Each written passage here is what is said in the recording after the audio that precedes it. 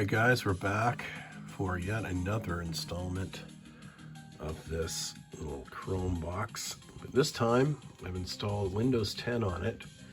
The big drawback, of course, being that sorry about that. Still got the flu. So please put up with that for a minute. The big drawback being that it only has like 29 gigabytes to play with. So leaving it down to about 4.37 gigabytes available. Certainly not enough to be functional. So this is going to be going back to being a Linux machine because it just is much more efficient with its amount of size required to run a Linux box. So, but the reason I did this exercise is I wanted to give it some of my standard tests and look at some of the hardware using my more conventional methods and benchmarking and stuff like that.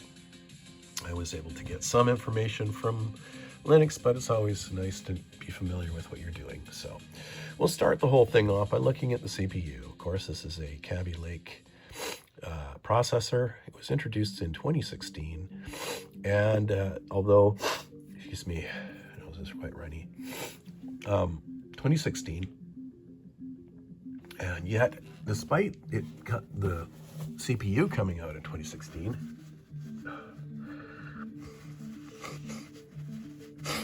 excuse me, this Chromebox here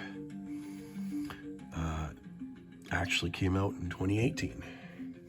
And if we look at the RAM in it, which I believe is original, it bears that, supports that idea. So I'm pretty sure this was a 2018 machine running some 2016 parts. Nevertheless, this would have been probably economical for them to use, it being a little bit older. These retailed for about $500 when they first came out, and obviously would have dropped with time.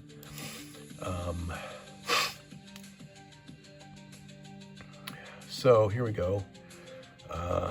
Here is the motherboard info. Sorry guys, I really got the flu here. And so it's a Temu is the model. And yeah, Kaby Lake, pretty much like a regular PC, except we're using Core Boot for the BIOS to bypass, the Google version. And yeah, there you go.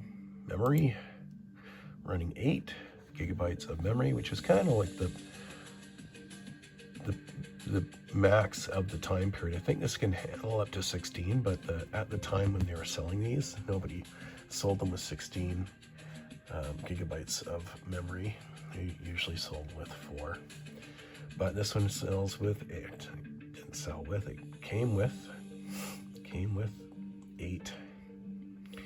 And let's look at the individual module sticks. So I do like that it's DDR4. It's Samsung. And it's 2018, so that tells us that this is likely a 2018 build. And looking at the other stick, it's identical. Again, 2018. So we're going to assume that this is a 2018 machine with a few 2016 parts. And of course, they're using the Intel graphics 620, and we'll get a little bit more into depth with that. So here's the Windows breakdown of that info. So it actually came with a dedicated 128 megabytes of RAM. It shares the main RAM, and that's good because DDR4 would be pretty fast. And yeah, so using that, we'll see what kind of performance we get out of it. It's the particular monitor I'm using right now is a 1600 by 900, so not too huge to deal with for the graphics card or anything. I think this can handle up to, you know, a pretty good size monitor. Sorry, guys.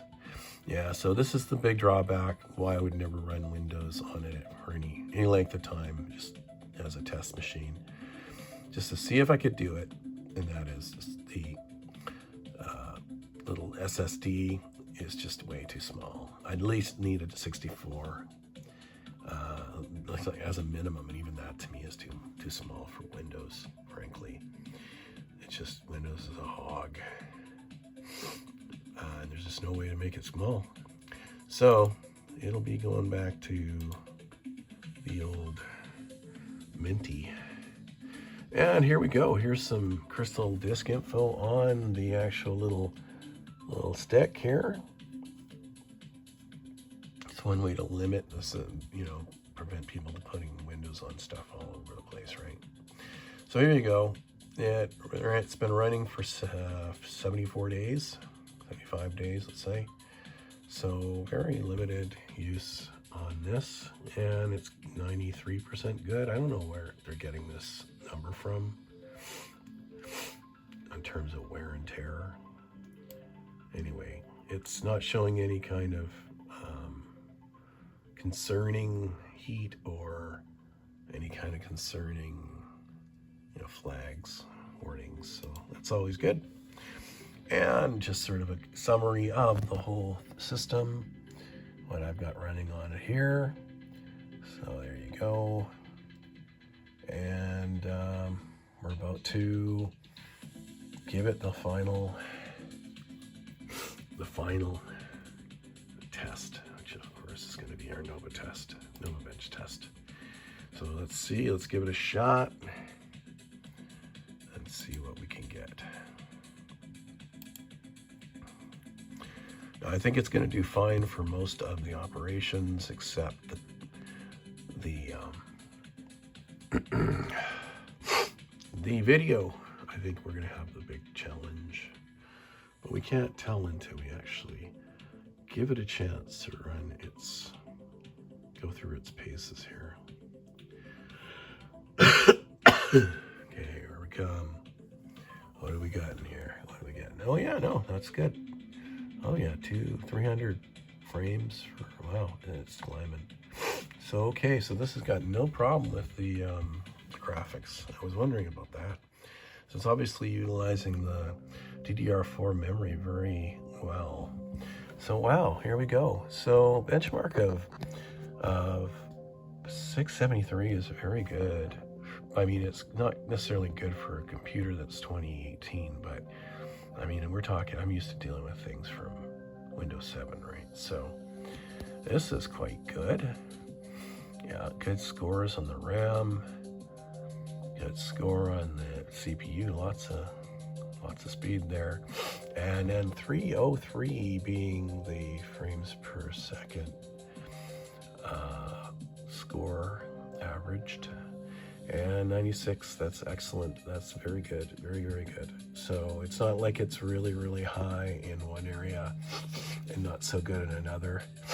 It's very even across the graphics and the CPU. So you can kind of see why maybe Google and Asus in formulating what they wanted to do with the Chromebox, why they chose this kind of hardware configuration, because that is actually very good. That would get the job done. I could throw in a bigger SSD if I had access to one. I wouldn't be taking Windows off of it. This is quite impressive. So there you go, guys. That is going to be my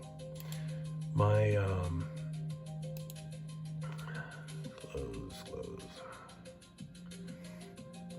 I don't care. Close. Yeah, there we go.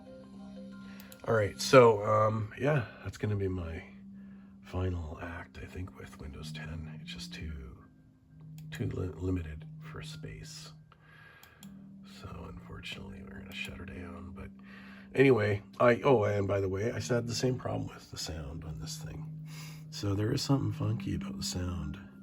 doesn't work in Windows 10. It doesn't work in Windows Mint. So it might just be one of those funky sound devices that don't have drivers or that are broken.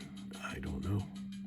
I haven't done enough research to determine if that can be fixed. We know it can be fixed using my little external speaker or external sound card rather. So when I need sound, I can have it. It's just a matter of, yeah, do I want to bother, right? But hey, I'm pretty happy with the experiment so far. I've got a couple different OSs installed on it. Like I said, if it had a bigger storage capacity, it would be definitely a Windows system. I think it would be quite fine for that, looking at the scores. But I think it'll be interesting as a simple, simply as a Mint, Linux Mint setup. There you go, guys. That's going to be it. Final video for this device for now. And I'll talk to you later. Bye.